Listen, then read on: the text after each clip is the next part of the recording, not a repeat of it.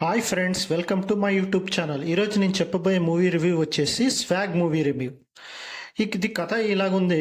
1551లో శ్వాగణిక వంశానికి చెందిన ఓ మొగాడి ప్రయాణంగా ఈ కథ మొదలవుతుంది.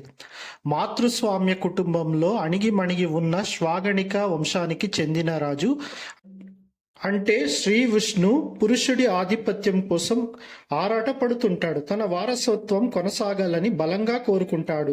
అనుకున్నట్టే వారసుడు పుడతాడు. అలా తన ఆయం నుంచి పితృస్వామ్యం పరంపరాని మొదలు పెడతాడు. యయాతి భవభూతి సింగరేణి అలియాస్ సింగ అంటే శ్రీ విష్ణు. వీళ్ళంతా ఆ కుటుంబానికి చెందిన భిన్న తరాల వ్యక్తులే.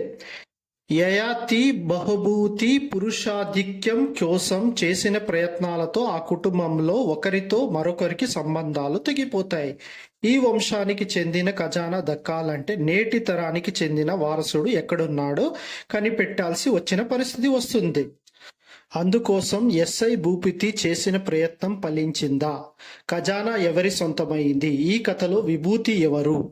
నిజమైన వారసత్వం అంటే ఏమిటి? తదితర విషయాలు తెలియాలి అనుకునేదైతే సినిమా చూడాల్సిందే. ఈ సినిమాలో విష్ణు గారి యాక్టింగ్ అయితే చాలా సూపర్ గా ఉంది. చాలా టైంపాస్ మూవీ అయితే చెప్పొచ్చు. చాలా బాగా మీరు ఎంజాయ్ చేయొచ్చు. సో ఇలాంటి మరెన్నో విషయాలు తెలుసుకోవాలి అనేది అయితే నా యూట్యూబ్ ఛానల్ సబ్స్క్రైబ్ చేసుకోండి. థ్యాంక్స్.